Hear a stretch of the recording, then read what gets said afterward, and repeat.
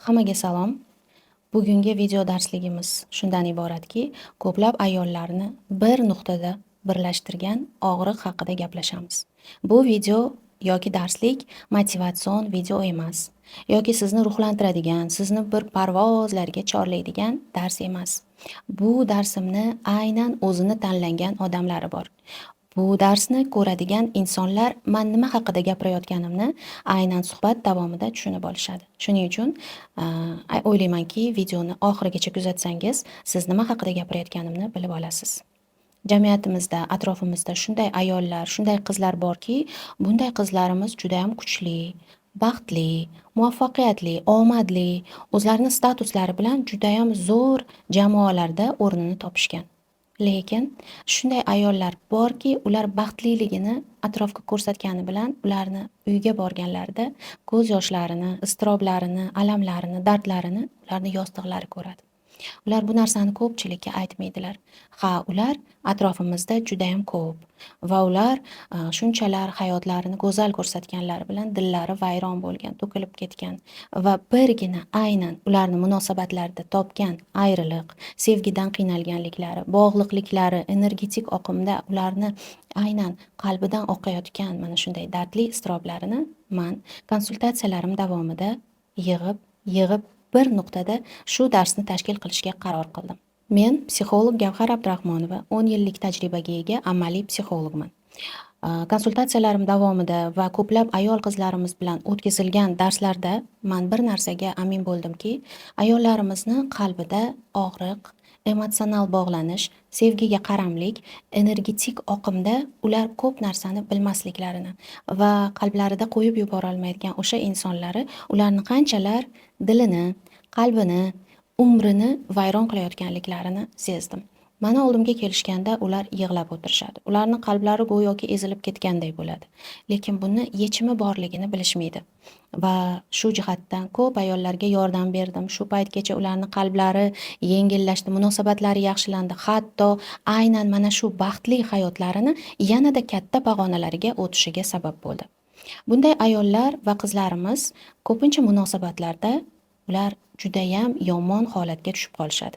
Bildirishmaydi, munosabatlari buzilgan bo'ladi va men sizga olib chiqmoqchi bo'lgan mavzuyim bu sevgiga qaramlik, emotsional bog'lanish va energetik sizni aynan quvvatingizni boshqa insonga oqib ketish haqida gaplashamiz. Ha, bu ozroq, oddiyroq, sizga g'alatiroq eshitilishi mumkin. Balkim siz bu terminlarni eshitmagandirsiz. Endi psixolog sifatida biz aynan psixologlar sizga manfaatli bo'ladigan foydali ma'lumotlarni berishimiz kerak. Oldi qochdi gaplar, motivatsion so'zlar, sizni ruhingizni yuqoriga ko'tarib, egoingizni kuchaytiradigan bunday so'zlarni men gapirmayman. Aynan psixoanaliz jihatidan sizni qalbingizni vayron qiladigan holatni aynan bugungi dars orqali sizga sharhlab berishga harakat qilaman. Xo'p, men boshlamoqchi bo'lgan mavzuyimda ayol kishini og'riqlari haqida gapirishni boshladim. Bu og'riqlarni men nima deyotganimni ekran ortida turgan ayol va qiz sezadi. Ular uyga kelganlarida yoki kunlab, oylab, oralab yurganlarida odamlar orasida buni hech kimga bildirishmaydi. Ularning ichida munosabat qurganlar bor, ajrashganlar bor, turmush qurmoqchi bo'lganlar bor yoki hayotini qaytadan chiroyli munosabatlarga bag'ishlamoqchi bo'lgan ayol qizlarimiz bor.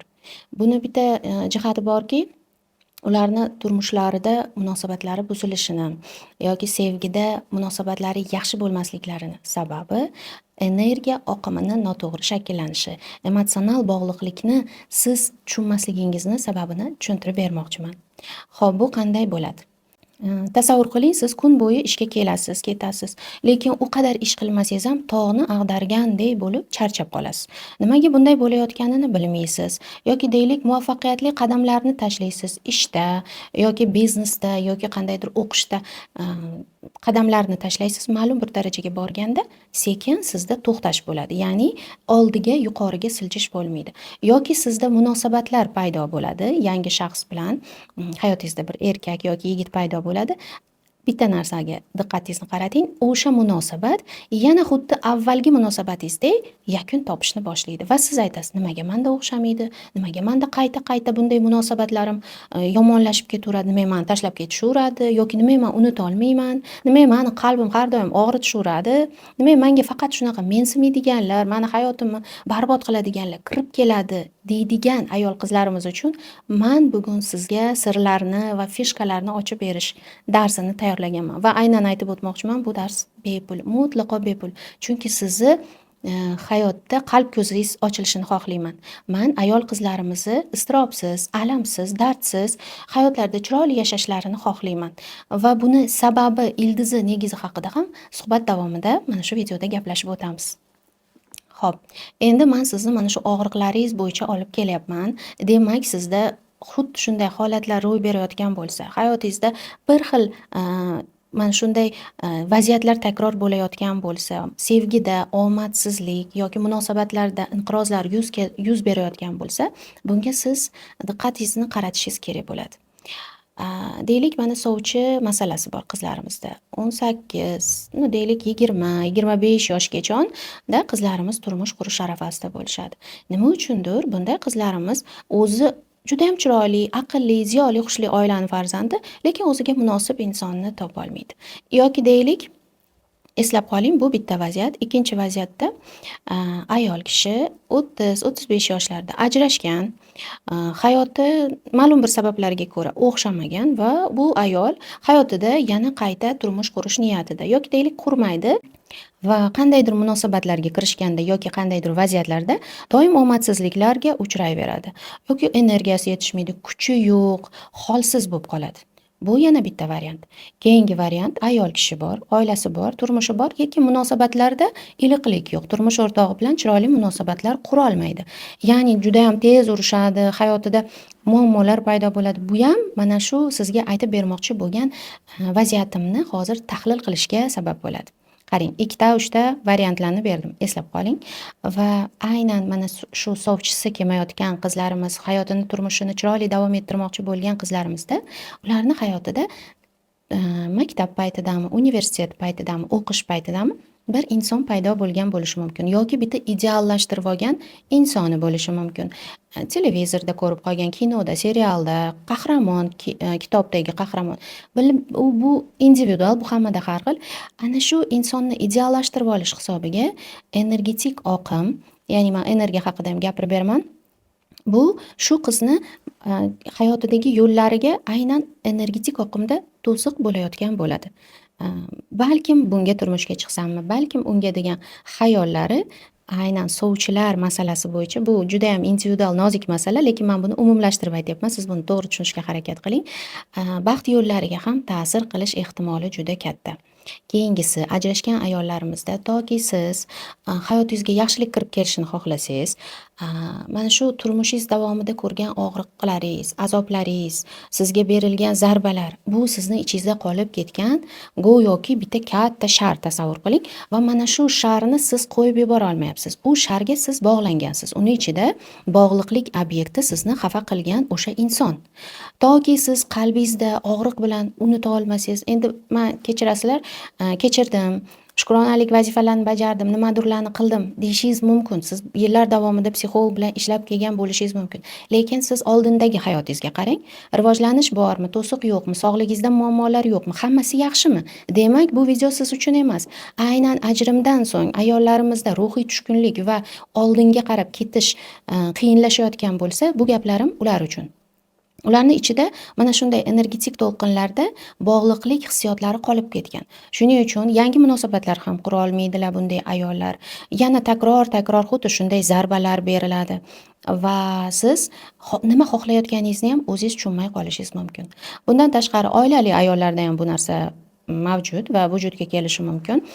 Bu turmush o'rtog'i bilan bo'lgan munosabatlarda qiyinchiliklar, chiroyli munosabatlar qura olmaslik ham shu yo'sinda bo'ladi. Chunki uning ichida qo'rquv, nimadan? Turmush o'rtog'ini yo'qotib qo'yishdan, u ketib qolishidan, xiyonat qilishidan, boshqasi bilan yurib ketishidan bo'lgan qo'rquvlari turmush o'rtog'iga juda katta bosim orqali bog'liqlik hislarini tashkil qiladi.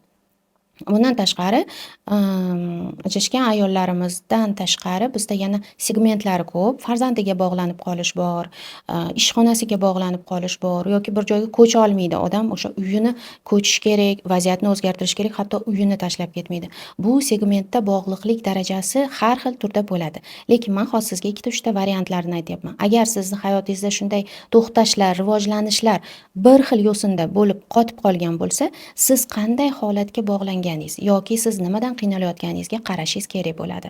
Hatto bizni miyamizga bog'lanish obyekti u odammi yoki narsami yoki iste'mol qiladigan narsami farqi yo'q ekan. Bog'liqlik obyekti xuddi narkomaniyaga o'xshab miyani o'sha uni dozasidan kayf qildiradi. Tasavvur qiling, aroq ichgan ham, narkotik iste'mol qilgan ham va odamga bog'lanib, hissiyotlari bilan bog'langan odamni miyasi bir xil ishlar ekan. Bu ozgina kulgili va sizni hayratlantirishi mumkin. Endi biz siz bilan aytdimku, motivatsiya o'tmaymiz. Biz sizga aynan kerakli mavzuda gaplashishimiz uchun mani so'zlarimni tushunishingizga to'g'ri keladi. Qiyin bo'lishi mumkin, oson bo'lmasligi mumkin, lekin bu videoni tushunmasangiz yana qayta ko'ring. Chunki psixoanalizda bog'liqlik teoriyasini Jon Bowlby degan psixoanalitik kashf qilgan, ya'ni bog'lanish turlarini. Hozir biz endi bog'liqlik o'zi nima degan mavzuga yetib keldik. Men yuqorida bog'lanish, energetik oqim, energiya almashinuvi haqida gapirdim va buni bizdan oldin olimlarimiz, psixoanalitiklarimiz kashf qilib bo'lishgan. Bu narsani ishlab bo'lishgan. Ya'ni bog'liqlik teoriyasi, uni nazariyalari aslida sizni ilk ona qornidagi bo'lgan homila davrigacha borib taqaladi. Homiladorlik, onangizni sizga homilador bo'lgan payti, siz tug'ilgan 1 yoshdan 3 yoshgacha bo'lgan davringiz, 3 yoshdan 6 yoshgacha va mana shunday o'smirlik davrigacha bo'lgan vaziyatlardagi bolalik holatlaringiz sizni aynan hozirgi katta hayotdagi bosib o'tayotgan qadamlaringizni nimasi hisoblanadi? Proyeksiyasi hisoblanadi. Ya'ni nima demoqchiman? Sizni homiladorlikda diqqat bilan shu joylarni eshiting. Kutilgan farzandmisiz? Sizga "Voy, sani yaxshiyam tuqqan ekanman, o'zi o'g'il kutayotgandik" deb aytib qo'yishmaganmi? Yoki bu travmalar, jarohatlar qayerdan boshlanishi haqida o'rganib olishingizni aytyapman. Yoki sizni homilador paytida men sani zo'rg'a katta qilganman, lekin mazam bo'lmay qolib, san tug'ilganingdan so'ng sani xolangga berganmiz yoki kim bilandir katta bo'lgansan, san boshqa ayolni qo'lida katta bo'lgansan, buvangnikida ko'proq o'sgansan yoki men sani tug'iboq ishga chiqib ketganman, ilojim yo'q edi degan so'zlarni eshitgan bo'lsangiz, agar ozgina og'riqli, agar siz shunaqa so'zlarni eshitgan bo'lsangiz, bunday ayol qizlarimiz katta hayotlarida mana shu onani proyeksiyasi farzandni ilk davrida, chaqaloqlik davrida birga bo'lmaganligi uchun, ona va bolani o'rtasidagi kontakt buzilganligi uchun katta hayotingizda siz xuddiki go'yoki travmalaringiz orqali, bu jarohatingiz bilan o'sha obyekt, sevganingiz, sizni yaxshi ko'rganingiz, turmush o'rtog'ingizga xuddi onasini yo'qotgan odamdek yopishib olasiz. Usiz hayot yo'qqa o'xshaydi. Endi tushunyapsizmi nima demoqchi bo'lganimni? Siz agar bilmoqchi bo'lsangiz, mana bu videoyimdan so'ng bolaligingizni, chaqaloqlik davringizni, hatto onangizni qornida homiladorlik davrini so'rab oling. Va albatta kommentariyalar ostida menda shunday bo'lgan, menda bunday bo'lgan deb yozishingiz mumkin. Buni biz tahlil qilib chiqamiz.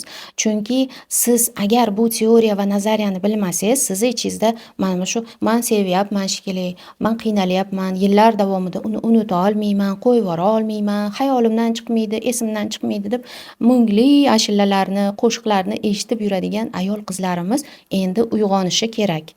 Endi sizni yoningizda mana shunday psixoterapevt bor. Sizni ko'pirtiradigan, sizni motivatsion uchiradigan psixolog emasman. To'g'risi, ozgina og'riqlaringizni, sizni ichingizdagi o'sha ko'mib qo'ygan yaralaringizni ochib tashlashim mumkin. Sizga og'riqli bo'lishi mumkin. Bu videoni qaysidir ma'noda kimdir yig'lab ko'rishi mumkin. Mani aytyapti deyishi mumkin. Men haqimda gapiryapti. Mani ichimdagi so'zlarni aytyapti deb aytishingiz mumkin. Bu siz haqingizda bo'lishi mumkin. Chunki men bir nuqtada, mana shu nuqtada ko'p ayollarni va qizlarni birlashtirmoqchiman. Sababi nimaga? Chunki siz sevyapman, meni ichimda alamli muhabbat 10 yildan beri yuradi yoki men uni hech ham qo'yib yubora olmayman, miyamdan chiqmaydi deb ko'mib qo'yasizda, ishlab yuraverasiz, o'qishingizga borasiz, hayotingiz davom etaveradi. Lekin qaysidir jarayonga yetganda rivojdan to'xtab qolasiz.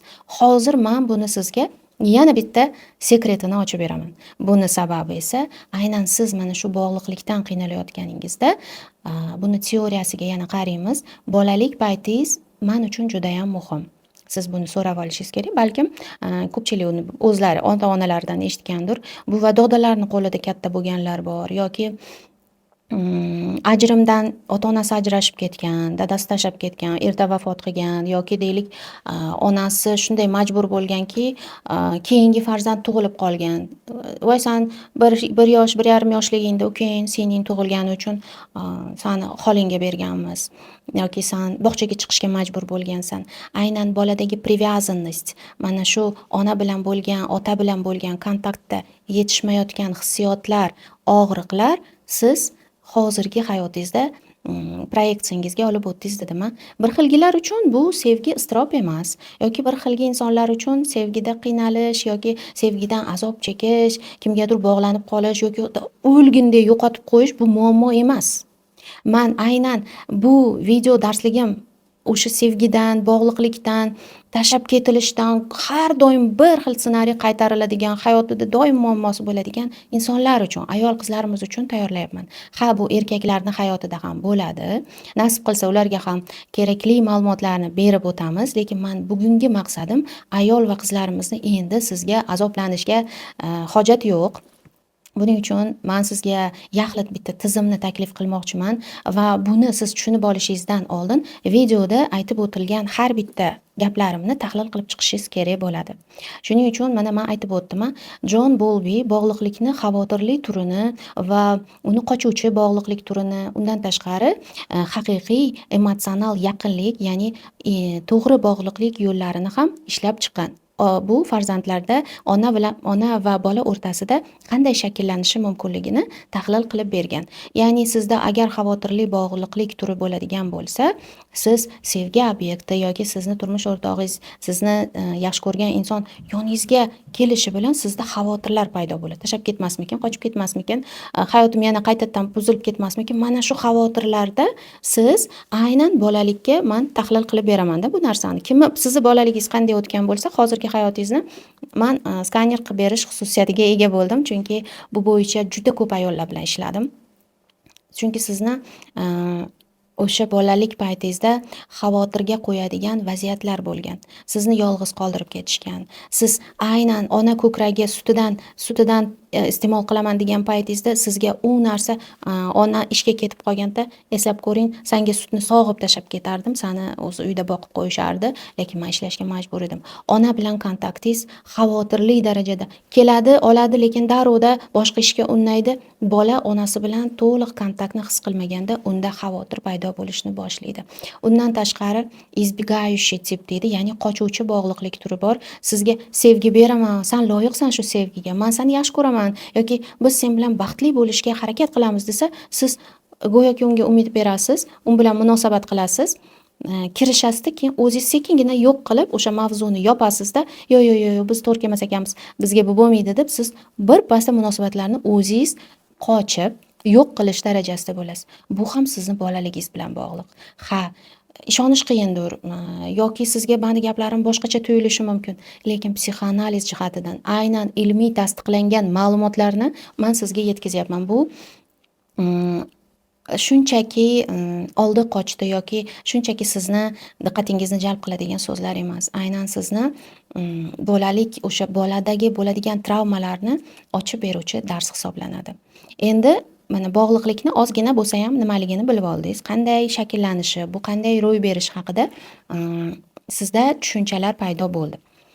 Biz endi siz bilan bog'liqlikni aynan qanday turlari va bog'liqlik qaysi darajada kimga qanchalar ziyon ekani haqida gaplashamiz.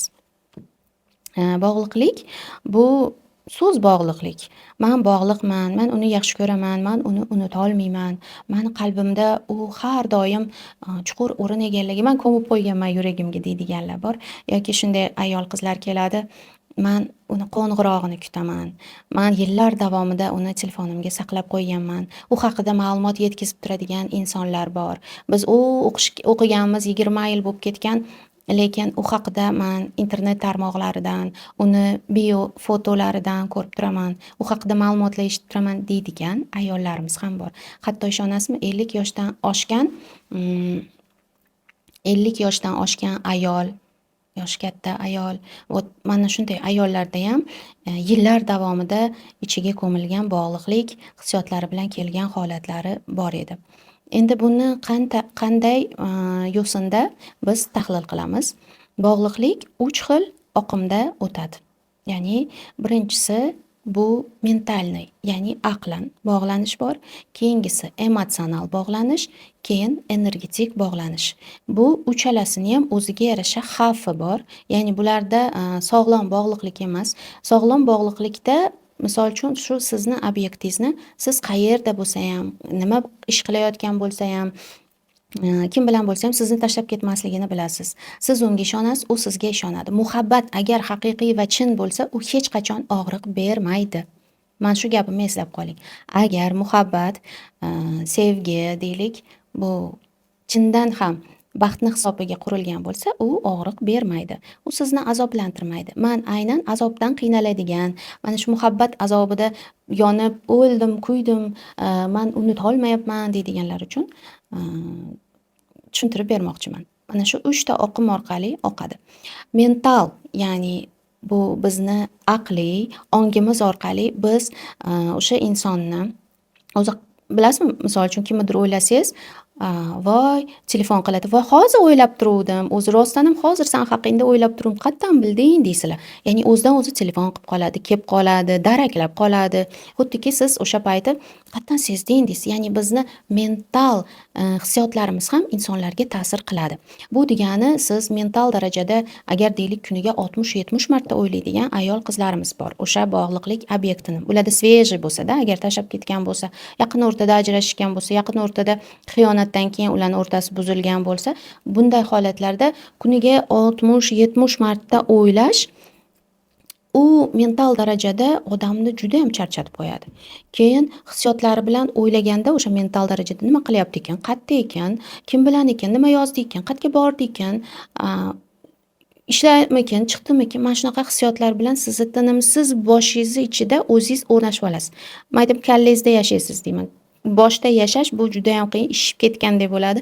Uyga kelganingizdan keyin siz g'ovillab nima xolayotganingizni, nima yegan, nima ichganingizgacha bilmaysiz. Chunki siz boshingizga kirib o'tirib olgan bo'lasiz. Bitta odamni qayta tinimsiz o'ylash, bu uni miyasini shunchalar og'ir qilib tashlaydiki, hatto u boshqa narsalarni ham o'ylashga vaqt topa olmaydi. Da, aytishingiz mumkin, oyda yilda bir eslab qo'yaman deyishingiz mumkin. Hozir bunga ham yechimini beraman. Uni qanchalar asoratli ekanligini ham sizga aytib o'taman. Chunki sekin-sekin vaqt davomida bog'liqlik obyekti sizni ongingizdan uzoqlashadi, siz bir eslab qo'yishingiz mumkin. Lekin o'shanda ham agar men beradigan texnikalarni bajarmasangiz, sizni energiyangiz ketaveradi unga. Endi qarang, birinchisini aytib o'tdim. Bu mental bog'lanish. Ikkinchisi emotsional bog'lanish hisoblanadi. Bu emotsional bog'lanishda bunda sizni hissiyotlaringiz, emotsiyalaringiz u inson bilan to'g'ridan-to'g'ri bog'lanadi. Bu misol uchun kayfiyatingiz, misol uchun uni eslaganda g'azablanasiz, uni eslaganda sizni ichingizda ranjish o'tadi, achchiqlanasiz, qayerdadir kulasiz, qayerdadir xursand bo'lasiz va sizni aynan emotsional bog'liq hissiyotlaringiz shunday har bitta eslaganingizda mana kanal ochilaveradi-da. Mental mana bu urovenda misol uchun trubadagi kanal ochilsa, emotsional energetik hissiyot orqali sizni xuddi qalbingizdan bitta kanal ochilgandek bo'ladi. U tomonga har o'ylaganingizda oqim ketaveradi.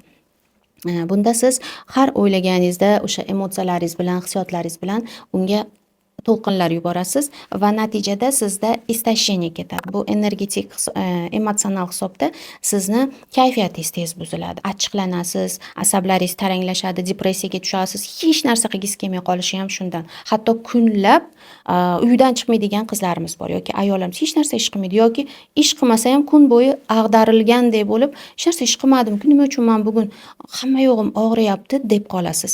Bu ham o'ziga yarasha sizni aqliy dan tashqari emotsional hissiyotlaringizni ham, fikrlaringizni ham ag'darib yuboradi. Bu ikkinchisi edi. Uchinchisi, bu eng asosiysi, na mental, na emotsional kuchdan o'laroq u judayam katta kuchga ega bo'lgan va uchinchisi, bu judayam muhim bog'liqlik turi, bu energetik bog'liqlik turi deyiladi. Energiya bu biling sizdan chiqayotgan resurs, sizni bugun tirik ushlab turgan, sizni hayotga bo'lgan ishonchingizni, sizni quvvatingiz, sizni ishtiyoqlaringiz, sizni energiyangiz bu sizniki hisoblanadi. Lekin energetik bog'liqlik ham bor. Bu ko'rinmaydi. Bu ipsiz xuddi telefoningizni Wi-Fi'ga anaqasini ulab olasiz-ku, ulayman desangiz, u o'zi nimalarini topib beradi, to'lqinlarini. Xuddi shunday to'lqinlar, ko'zga ko'rinmas to'lqinlar odamda ham bor va bizda energetik oqimda, xuddi boshida, videoni boshida aytib o'tganimdek, energetik ulanasiz, bog'lanasiz degan so'zlari mana bu joyda, mana shu joyda videoni men tahlil qilishni boshladim.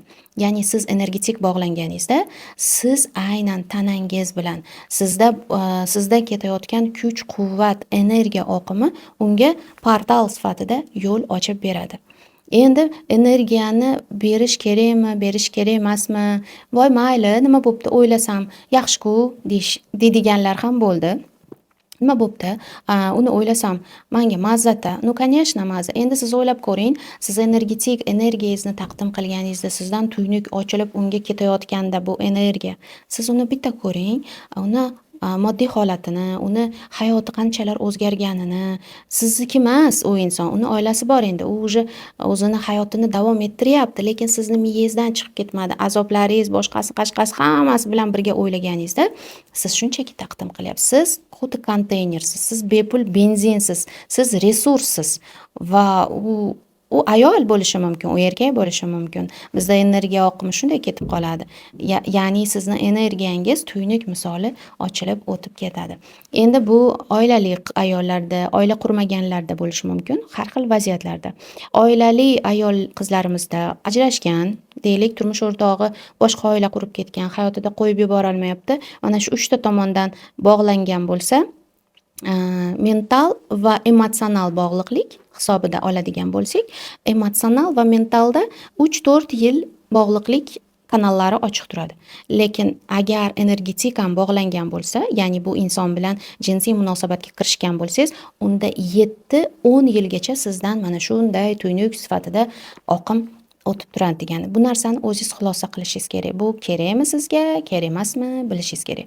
Va aynan mana shu bog'liqliklar sizni 3 ta tomonlama yemirsa, unda siz xuddiki har kuni benzinda olasiz, lekin kimgadir taqdim qilasiz. Yoqilg'ini siz o'zingiz uchun olasiz, boshqasi yoqadi degandek. Sizni resurslaringiz boshqa joyga ketyapti degandek.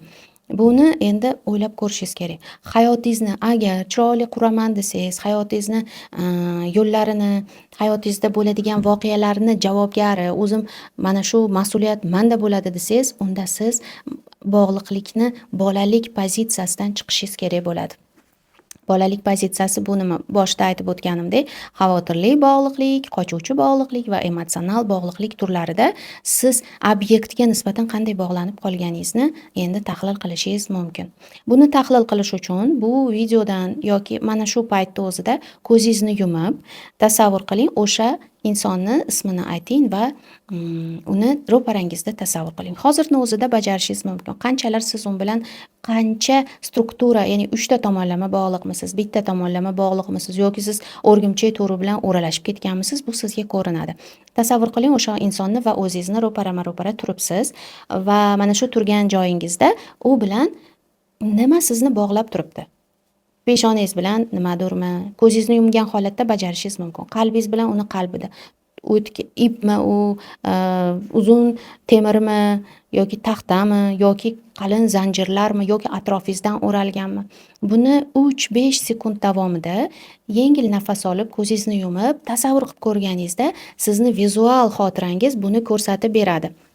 Hoziroq agar bajargan bo'lsangiz, mana shu video tagida izohlarda yozib berishingiz mumkin. Buni ham tahlil qilamiz, chunki ko'plab ayollarimizda hatto yakrni, katta zanjirlari bilan bog'liqliklarni ham borligini aytib berishgan. Demoqchi bo'lganim, siz rostdan ham bu narsada og'riq sezayotgan bo'lsangiz va mani gaplarim sizni qalbingizga qanchalar yetib borgan bo'lsa, demak siz o'zgarish pallasidasiz. Siz endi bildingiz, hayotda shunaqa holatlar ham bor. Balkim bu narsani eshitib yurgandirsiz, balkim bu narsa haqida qayg'urib yurgandirsiz.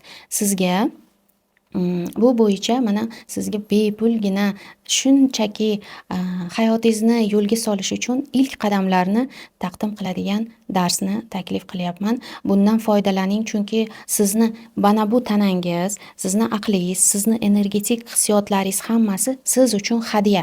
Bu siz uchun berilgan maxsus hayotning sovg'asi hisoblanadi. Lekin siz buni noto'g'ri ishlatishni boshlasangiz, qarang, psixosomatika ishlaydi. Endi keyingi oqibatlari haqida aytib o'taman.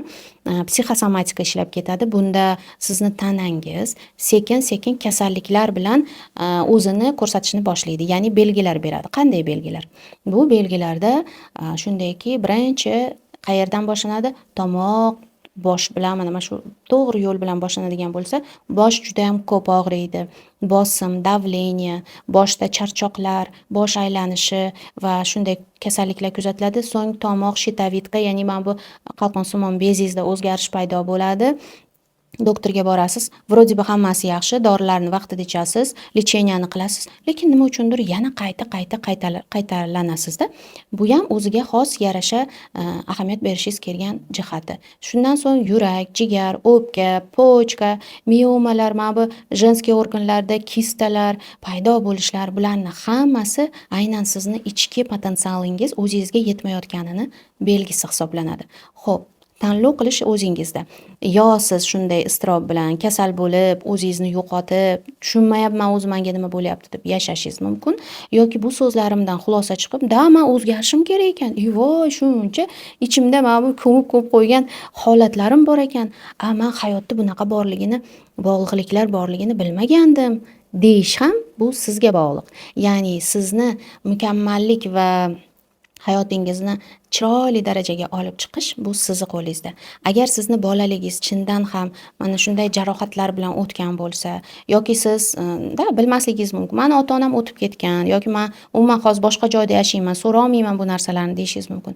Agar uni so'ra olmasangiz, bilmasangiz, hozirgi hayotingizda muammo bormi? Demak, siz ham transformatsiya darajasidan o'tishingiz mumkin.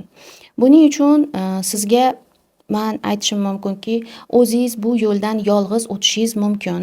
Ya'ni kitob qidirasiz, mana shunaqa podkastlar eshitasiz yoki bironta ustoz topasiz. Buni yechish yo'li bor. Yoki ikkinchi variantni sizga taklif qilishim mumkin. Men yagona mana shu tizim bo'yicha, ya'ni bog'liqliklarni energetik, mentalniy va emotsional yechish bo'yicha men bitta tizim yaratdim.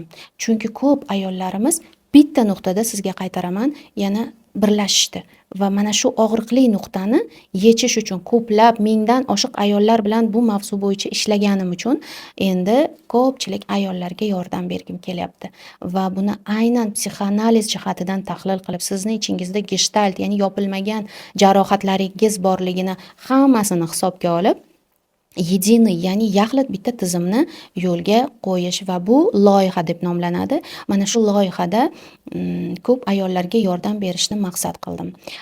Agar siz ham mana shu loyihada qatnashish istagi bo'lsa yoki siz ham o'zingizni ichingizdagi holatlarni isloh qilmoqchi bo'lsangiz, shu video tagida описание qoldiraman va mana shu описаниеda anketa bor. Uni to'ldirib, siz ichki hissiyotlaringizni bizga yozib qoldirishingiz mumkin. Bu majburiy emas yoki buni siz majbur to'ldirishingiz kerak emas. Bu shunchaki siz agar mana shu proyektda, bizni loyihamizda qalbingizni tugunini yechmoqchi bo'lsangiz, marhamat, men sizga o'zimni yordamimni taklif qilishim mumkin. Nimaga? Chunki ayollarimiz endi qiynalib, azob chekib, o'zlarini o'qqa cho'qqa uradida, ichi to'kilib yotadi. Nima qilishini bilmaydi, resurs yo'q, energiya yo'q, doim stressda, nimani xohlayotganini bilmaydi. Zачем так жить? Xuddiki nimadandir qochayotganga o'xshaydi. Maza qilib baxtda yashash ham mumkin. Siz ichingizni, jarohatingizni to'g'irlashingiz kerak birinchi. Mana shu jarohatni to'g'irlaganingizda yoningizdagi obyekt, o'sha sevgan insoningiz siz unga yopishib olasizda, kanadek. Meni to'g'irla, sen meni to'g'irlashing kerak, sen meni sevishing kerak, sen meni ichimdagi mana shu qizaloqni, kichkina travmirovanный qizaloqni butunlab qo'yishing kerak deb siz bilmagan holda qilgansiz. Sizda bu sizni aybingiz emas o'zi aslida. Bu sizga xuddiki siz ataylab qilmagansiz. Bu to'g'irlash mumkin bo'lgan narsa demoqchimanda. O'sha inson ham bu darslardan mana tushunib, mana shu tizimlardan o'tasiz-ku, u yana qaytib kelishi mumkin. Endi boshqa transformatsiya holatda ko'radi-da sizni. Ko'plab ayollarimiz mana shu bog'liqliklardan uzilishgandan keyin, energetik oqimlarni to'xtatishgandan keyin, mentalni mana shu uchala yo'lda ketayotgan o'zini resursini to'xtatgandan keyin shunaqa holatga kelishganki, ular polnotsenniy bo'lib qolganda va uni tashlab ketgan insoni qaytib kelgan, sovchisi ko'payib ketgan, ajrimdan keyin hayoti zo'r bo'lib ketgan, hatto o'sha ajrashib unutolmayotgan turmush o'rtog'i qaytib kelib hayotlarini yana chiroyli boshlashgan. Ya'ni umidi bo'ladi-da ayol kishini baribir ajrashgandan keyin o'sha turmush o'rtoqlari bilan chiroyli hayotlarini kechirishgan. Buni juda ham ko'p keyslarim bor. Shuning uchun sizga mana shunday taklifim bor. Marhamat, video tagida siz uchun anketa qoldirganman. To'ldirib ko'ring. Agar siz chindan ham o'zgarmoqchi bo'lsangiz, biz siz bilan mana shu nuqtada yana ko'rishamiz. O'zingizni ehtiyot qiling. Bu dunyoda siz yolg'iz emassiz. Mana sizga men psixolog Gavhar Abdurahmonova yordamga keldim. Biz yana aynan mana shu nuqtada ko'rishamiz. Meni yo'qotib qo'ymaslik uchun blogimga a'zo bo'ling. Instagram, Telegram, YouTube tarmoqlarida menga obuna bo'ling. Sog' bo'ling, siz bilan yana ko'rishguncha.